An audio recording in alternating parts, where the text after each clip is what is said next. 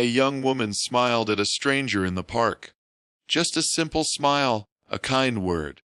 She never imagined that one small gesture would stop a national tragedy, or that a broken man would owe her everything. It was a gray afternoon in Central Park. The clouds loomed heavy, pressing down as if the sky itself mourned something unknown. People passed each other without much notice, eyes glued to screens or locked inside their thoughts. But Emily, a 26-year-old writer searching for inspiration, was simply out walking, soaking in the quiet hush of the world. She often found comfort in the park, its winding paths, the rustling trees, and the people who became part of silent stories in her head. That's when she noticed him, an older man, hunched forward on a bench near the lake, his face pale, eyes hollow, and hands tightly clasped. He looked like a man whose soul had forgotten how to stay in his body. Most walked past him, too absorbed to see the pain in his posture, the invisible weight on his back. But Emily slowed down. Something inside her tugged, an ache, an instinct. She turned around, hesitated, then walked up to him. "Hi," she said softly. "Are you okay?" The man flinched, surprised. His eyes, sunken and red, met hers. He didn't speak. But Emily didn't walk away. She sat on the edge of the bench, leaving space between them. "I don't want to intrude," she continued, "but you look like you could use someone to talk to. Sometimes, just having a person notice you makes things a little lighter." The man said nothing for a while. Then a tear escaped down his cheek, and his lips trembled. "I was going to do it today," he whispered. "Right here. I thought I'd sit for one last moment and disappear." Emily's breath caught. She didn't ask what he meant.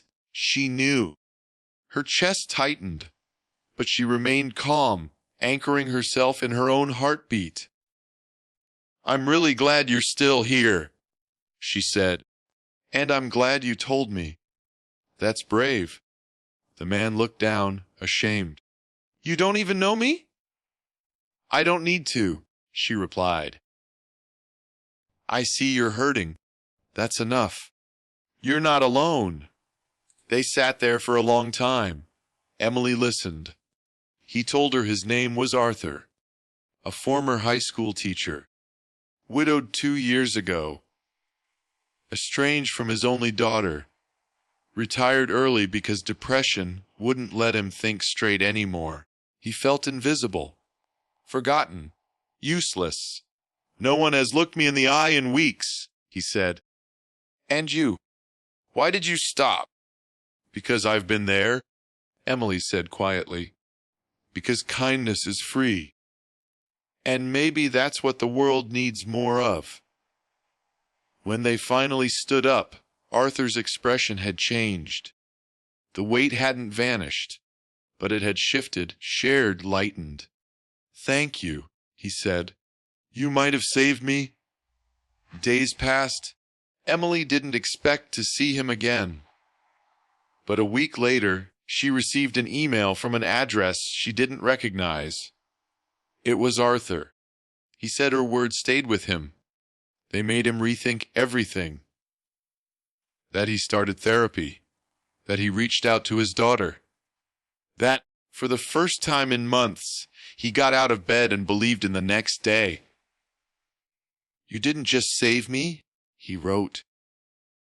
"You saved others, too." Emily smiled through tears. But the full impact of her kindness wouldn't hit her until months later.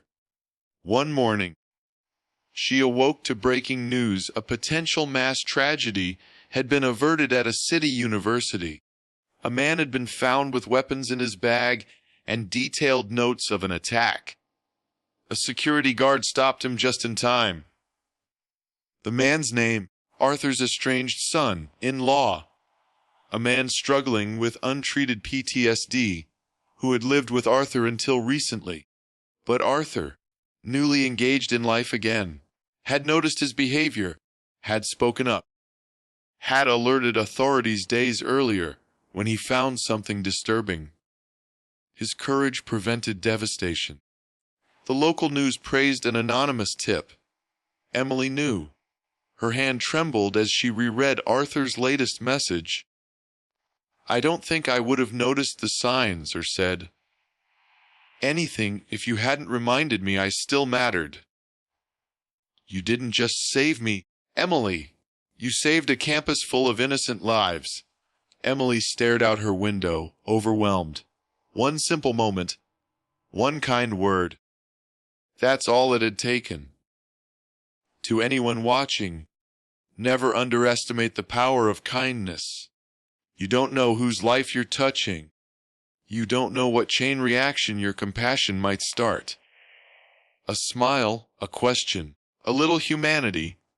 It could be the reason someone chooses life, or the reason someone speaks up. In a world full of noise, be the quiet voice that says, "I see you." And if this story touched your heart, subscribe to our channel, hit that like button, share it with someone who might need to hear this today. Let's spread more kindness. Let's be someone's reason to hold on. Drop it in the comments if you believe in the power of one small act.